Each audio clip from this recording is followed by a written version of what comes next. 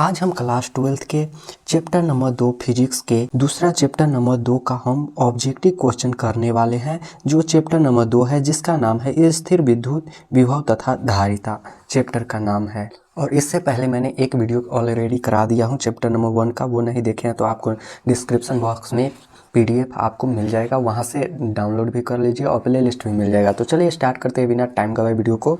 तो हमारा first question कहता क्या है, देखिए, यदि समरूप विद्युत क्षेत्र z अक्ष के अनुरूप हो तो समविभव होगा। तो राइट आंसर क्या, ऑप्शन नंबर क्या, ए हमारा राइट आंसर हो जाएगा XY तल।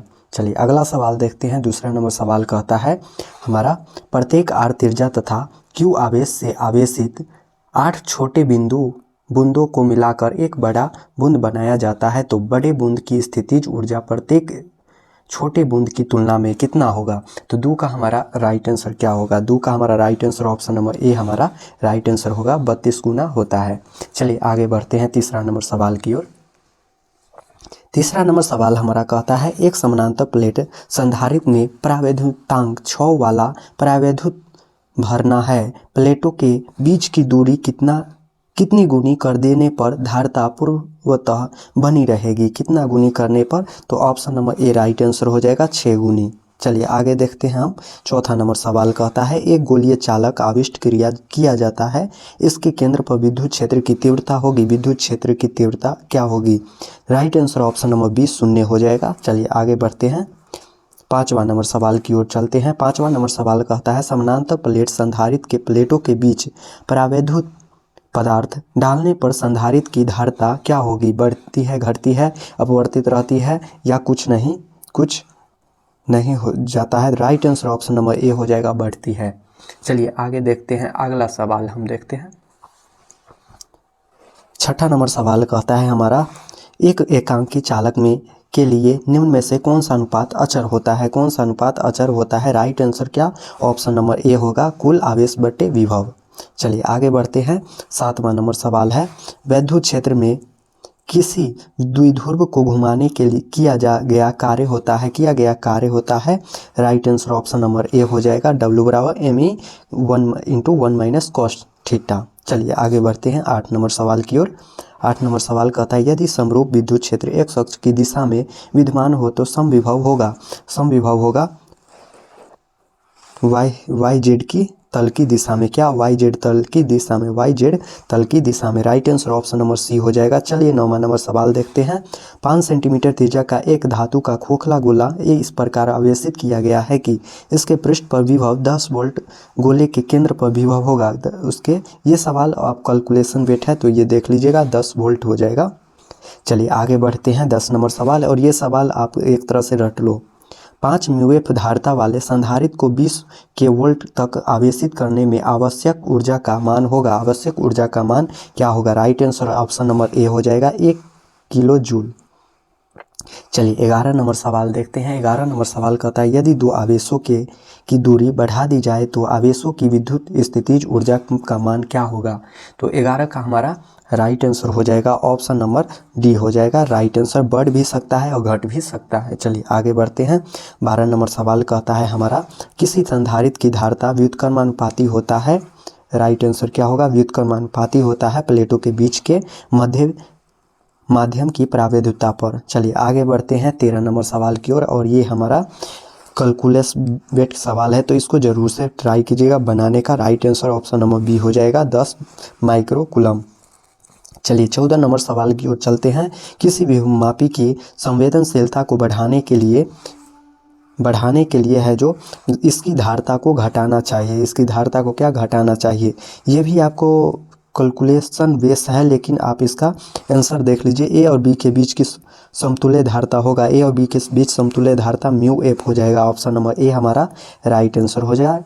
चलिए 16 नंबर कहता है, अलग अलग त्रिज्याओं के दो गोलों का समान आवेश दिए जाए तो विभव क्या होगा। ऑप्शन नंबर ए हमारा राइट आंसर हो जाएगा, छोटे गोले पर ज्यादा होगा। राइट आंसर क्या, ऑप्शन नंबर ए। चलिए आगे बढ़ते हैं 17 नंबर सवाल की ओर, और 17 नंबर सवाल को आप एक तरह से रट जाइए। ये समानांतर प्लेट संधारित्र के प्लेटों के बीच आकर्षण बल होता है, आकर्षण बल क्यू स्क्वायर बटे इप्सिलॉन नॉट ए के, क्या क्यू स्क्वायर बटे इप्सिलॉन नॉट ए के होता है। चलिए अगला सवाल देखते हैं, 18 नंबर सवाल है।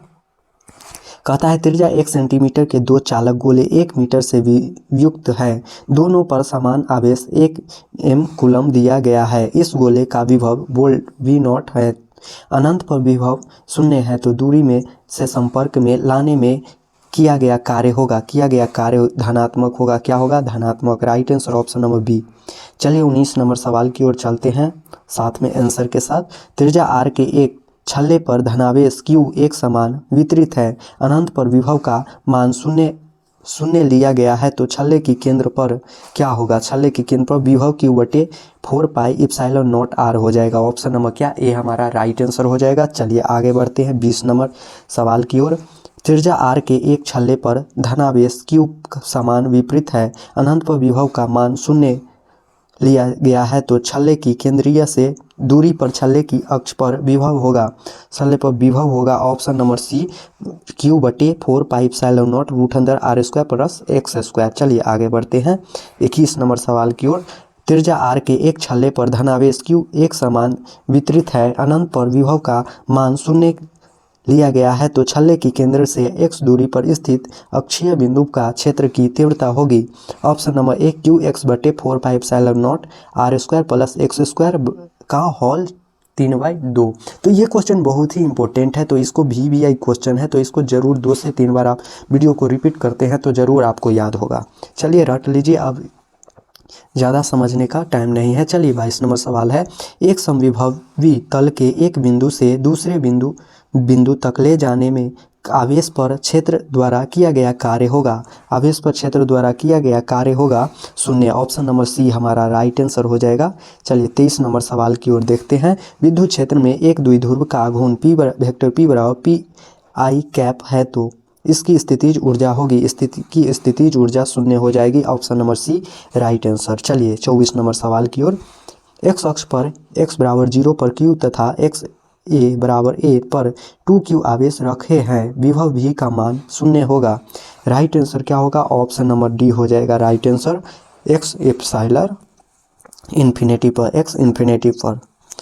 चलिए 25 नंबर सवाल की ओर देखते हैं। 25 नंबर, किसी बिंदु P से R दूरी पर आवेश Q रखा गया है, P पर विभव V है, तो P से दूरी पर पूर्ण आवेशों से अलग अतिरिक्त आवेश Q रखा जाता है, तो P का विभव हो जाता है, P का विभव क्या होगा? ऑप्शन नंबर ए राइट आंसर हो जाएगा, 0 हो जाता है। चलिए आगे बढ़ते हैं 26 नंबर सवाल की ओर।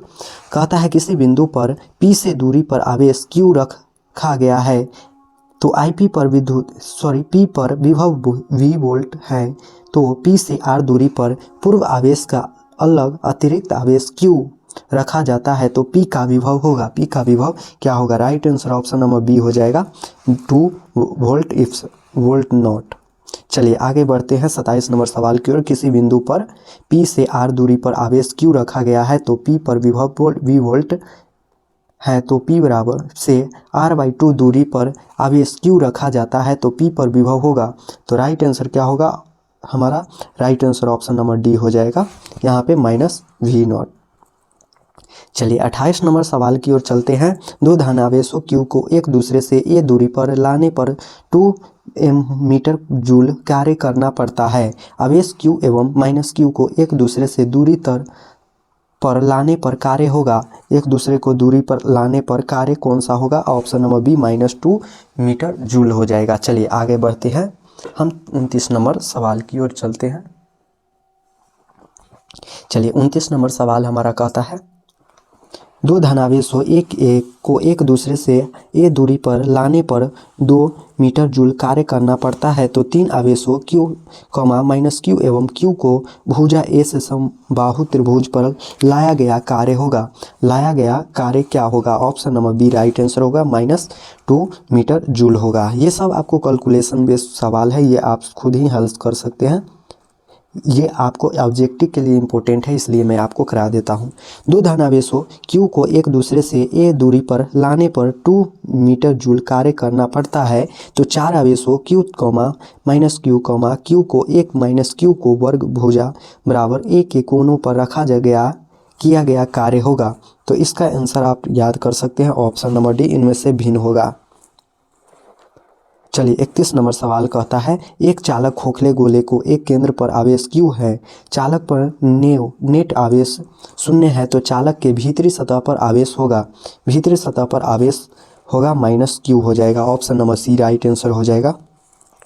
चलिए 32 नंबर सवाल कहता है हमारा, एक चालक खोखले गोले के केंद्र पर आवेश Q है, चालक पर नेट आवेश 0 है, तो चालक की बाहरी सतह पर आवेश होगा, Q हो जाएगा। Option number B right answer हो जाएगा। चलिए 33 नंबर सवाल देखते हैं, एक चालक खोखले गोले को ए के केंद्रीय पर आवेश Q है, चालक पर नेट आवेश 0 है, तो चालक की केंद्रीय से क्षेत्र रेखा होगी। Right answer option number B हो जाएगा। त्रिज्या चलेगी, चालक से में 0 होगी एवं बाह्य त्रिज्या चलेगी। चलिए आगे बढ़ते हैं 34 नंबर सवाल की ओर, और ये कैलकुलेशन वैसा है। त्रिज्या 1 सेंटीमीटर के दो चालक गोले 1 मीटर से युक्त हैं, दोनों पर समान आवेश 1 मीटर कूलम दिया गया है, तो एक गोले का विभव V वोल्ट नॉट है, तो अनंत पर विभव 0 है, तो दूसरे गोले का विभव क्या होगा? ऑप्शन नंबर ए V हो जाएगा।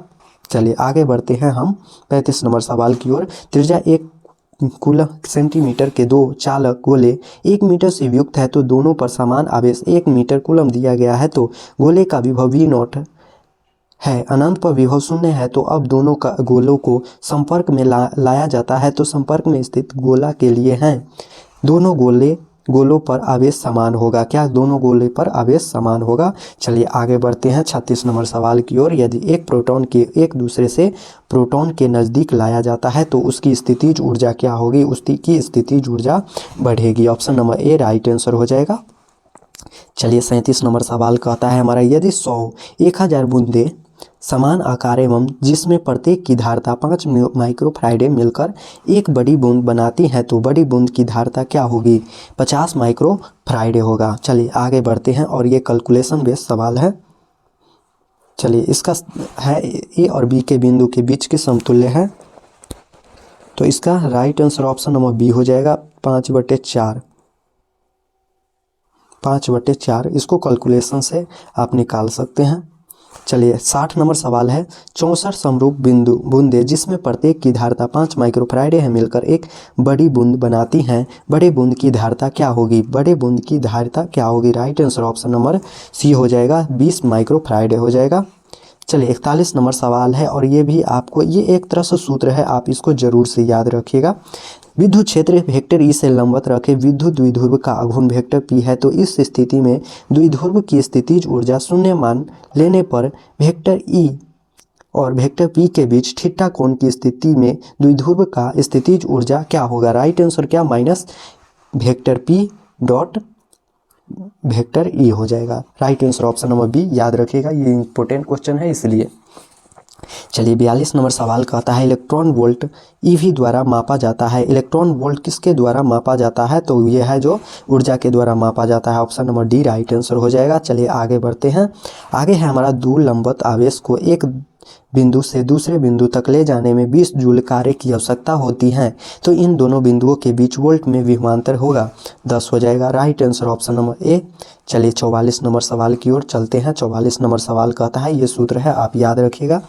विद्युत क्षेत्र ई और विभव V के बीच संबंध क्या है?